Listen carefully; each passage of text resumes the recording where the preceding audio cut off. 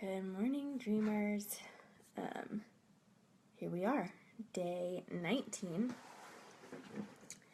Sorry, I move around a lot. I've noticed that whenever I'm sitting and talking to people, so apologies for all that. But I woke up this morning and saw just that amazing conversation that you guys were having about trust, and that so blessed me, not only last night before I got to bed, but to see how all the responses came together. And even that little God nudge for you, Emma, that's just so great. And I'm just really excited that I am here and that I get to do something awesome, and that even though my day today is going to be weird, that it's going to be okay. Anyway, and just background on that is that I'm starting to wrap up final at my job, and my replacement is starting today, and we start to overlap so I can train him. Also prayers, because I really do think I'm getting sick this time. My throat feels swollen or something, so I think that's probably just the stress, but if you will just keep me in your prayers for all of that. But today's prayer was about comparison, and honestly, I could underline the whole thing. Because the number one challenge I've had in this business has been comparison. And I think that's because I came from my first business basically being a pioneer, right? Like, there was no one doing what I was doing. And there's still pretty much, it isn't a whole lot. Like, most stuff in cheerleading is aimed at cheerleaders and not cheer coaches. There are a few magazines and things like that, but and big conferences from the big associations, but nothing like what I was doing. And so I think in a way that sort of made it easy. And you think, and even when I started this business, at first comparison wasn't a problem, because again, I was one of the only people doing what I do, which is coaching with a faith perspective. That wasn't mindset, because that's not always my strength, but I can help you approach things the right way.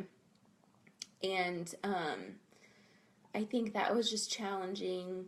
So it was easy at first, and then as I sort of prayed about my strengths and my gifts and what this really looked like, and determined that I was, a business coach, like a strategist with a faith twist, I suddenly let all of the faith part go, because that's not what I was seeing, and I made myself like everybody else. And then I constantly looked at what everybody else was doing. I know that person, or, oh, look what they have going on, and always just comparing, always looking to the left and the right. And I know that we've talked about this a lot, because this has been the number one challenge in my business. And as soon as I started doing that, trying to be like all of those people, my business dried up. I went from getting 3 amazing scholarship clients in the first 2 days of my business to nothing for a really, really long time. No conversations, no real traction. And I think that's what's so great. We talk in business all the time about what's your unique selling point? Who are you, and how is that unique? And that's also what I love about the way that business and even the world is shifting into this place of transparency and honesty and authenticity. And I'm sure that it'll, close itself back in eventually, but it hopefully we'll just keep going through these cycles of open, close, and right now we're in an open one, and I'm excited that we're living in that place. But with that, we still have that danger of looking at everyone around us. You can look at everybody who has the same title as you and go, oh, well, they're already doing that. Why do I need to do that? Or they're already doing that, and they look like they do it better. And that's not helpful, not for you, not for me, not for anyone, right? And I was even then I started to see like other Christian business coaches and just seeing all the ways that I was like them and lesser than, instead of seeing who I am and my unique mix of things. And that's kind of why I really enjoyed the branding conversation last week, is because when you find that unique thing, that just sort of like blend of uniqueness that you bring, it's sort of like everything opens up, because you are then able to really connect to who you are. You are then able to connect to other people. You're able to serve them better, and you're more confident in all those things. But that doesn't happen by looking at everybody else, right? That happens by looking within and looking at how you can serve. And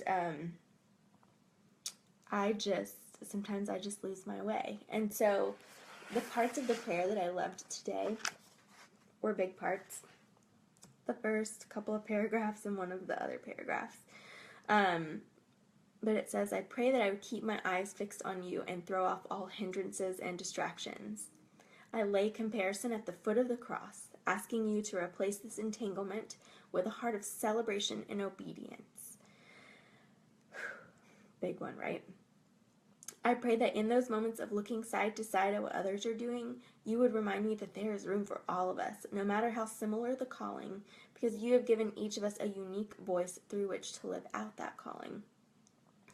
Give me eyes to see myself the way you see me and the unique way you have gifted me. I pray that I would pursue ideas and dreams that are uniquely crafted by you for me and not be lured into imitating someone else's success. And that's what I had, that's exactly what I was doing. I wasn't looking at the way God uniquely gifted me. I was pursuing other people's callings. Like, I wasn't looking at my strengths. I wasn't looking at my story. I wasn't looking at my calling. I was busy trying to be like everybody else. And that did nothing for me. Like, more than nothing. It actually negated things. It took away what I was doing. And I think that it's just because this alignment thing is real, right? Like, when we are in alignment with our purpose and our calling, and when we're in alignment with the Lord, like, that's where magic happens. Sometimes it's painful magic, and sometimes it's the kind of refining that we're not necessarily looking for, but it's magic nonetheless, right? And honestly, like, even this, right? Like, this 30-day experience just came from a moment of alignment, and it's been one of the best things that has happened to me personally. And because of all the prayer, it's been one of the best things that's happened to my business. And it's something that I uniquely bring to this marketplace, that I uniquely bring. And I didn't look at it that way. It was just something God gave me to do. But I think that's what it is, though, right? We were having that conversation about having God in our business, like inviting Him in and having Him sort of shift us in the right direction and use our gifts and nudge us in different ways. And this was one of those things. And so I think I could have looked around at what some other Christian coaches are doing, or I could have looked around and looked at what other, not specifically Christian coaches are doing, and I've done that, and it didn't help me at all. But then I also wasn't in alignment with my purpose and God, and so that really is what I think the essence is. Like, comparison paralyzes us because it pulls us out of alignment. We can't move because we don't know where to move, because we're not following the call that we have. So the other paragraph that I loved, and this is because confidence is such a hard thing for me, and I think confidence is next tomorrow. But it says, instill in me an unwavering confidence in my calling, gifts, and purpose to withstand the distraction of comparison from the enemy. That's a big one for me today.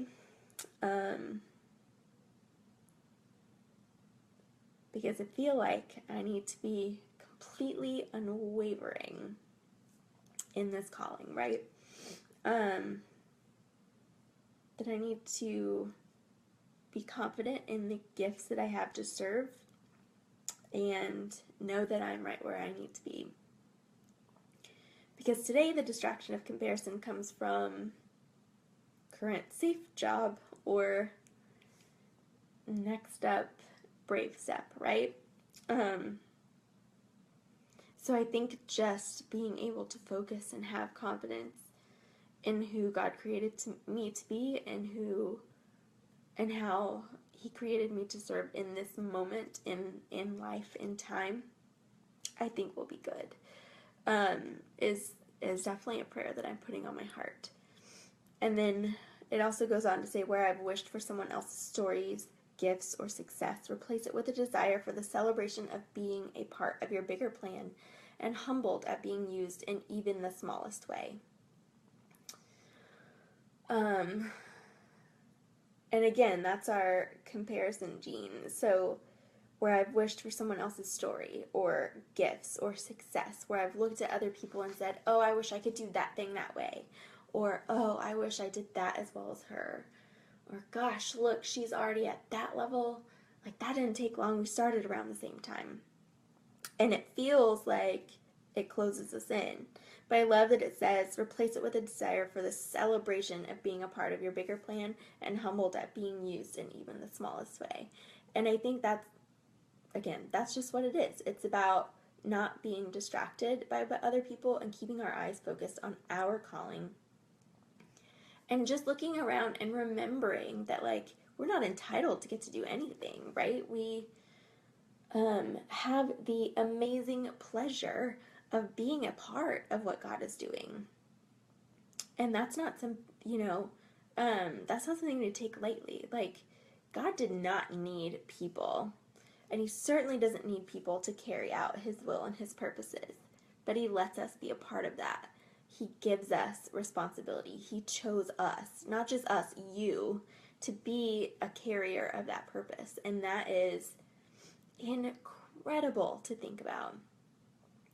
So when you feel like you're just stuck in comparison, I do want you to take a step back and go, you know what though? Like, this thing that I get to do, how cool is it that God let me do that? And just celebrate. So I love replacing it with celebration. I'm going to work on that this week. And then the verse that I picked out was, of course, the Hebrews one. All of them were awesome, but I loved the Hebrews one. Let us throw off everything that hinders and the sin that so easily entangles. And let us run with perseverance the race marked out for us, fixing our eyes on Jesus, the pioneer and perfecter of our faith. And another version also says the author and perfecter of our faith. And I know that we talked about before how, like, even our faith comes from Jesus. And so and from the Spirit, but if we are, it can be easy to look the other directions. And in that is trouble. But if we keep our eyes fixed on Jesus, not only will we only see what he has for us, but he will be there for our faith will be enhanced. Yeah, and so there are a couple of things in the questions that I wanted to point out. The celebration and praising the Lord for your uniqueness, and then and then even celebrating and praising the people that you compare yourself to, I think is an awesome practice. Something that I'm going to start doing more of. I did do this at one point, just saying, like, God, thank you for the way that you've gifted them, and that's so amazing. And then list the boundaries you need to set in your life, online or offline, to protect against comparison. And that's something I had to do earlier this year. There were a couple of groups I had to leave. There were a couple of people I had to unfollow or unfriend for my own mental comparison health. And it made a huge difference because then I wasn't thinking about them. I wasn't seeing them all the time and comparing myself. So I still compared myself probably with them, but it was a little bit easier to step away from that because I wasn't just seeing it all the time. I wasn't allowing myself to be in that place. So I think it's okay when you are in a sensitive place, to give yourself those boundaries so that you can work in them until you're in a healthier place to then open up to those things. And so really just keep that, like, guard your heart, right? That's the verse. Guard your heart, for it is the wellspring of life. Like, determine what in your heart needs to be done, and what is good for your heart right now to protect it. And when you're stronger, you can take on those challenges. But be kind to yourself right now, because comparison is hard. And if you're not kind to yourself, giving yourself some of that grace, you're gonna feel worse. So I don't want that for you, because I've been there. It's not fun. Okay, that's all I have for comparison day. All I have. Probably talked for way too long. But I hope that you guys are still going through, and again, loving seeing some of you process through things or being open and transparent about where you are today. And just know that you are absolutely welcome to continue to do that so that we can continue to support and love on you.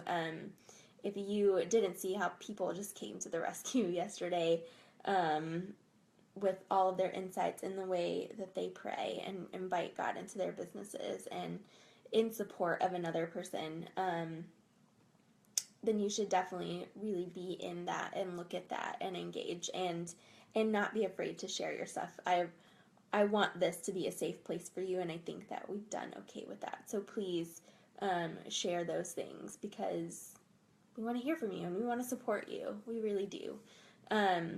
So yeah, I guess I will see you in the group around later, and tomorrow again in video. Talk to you then.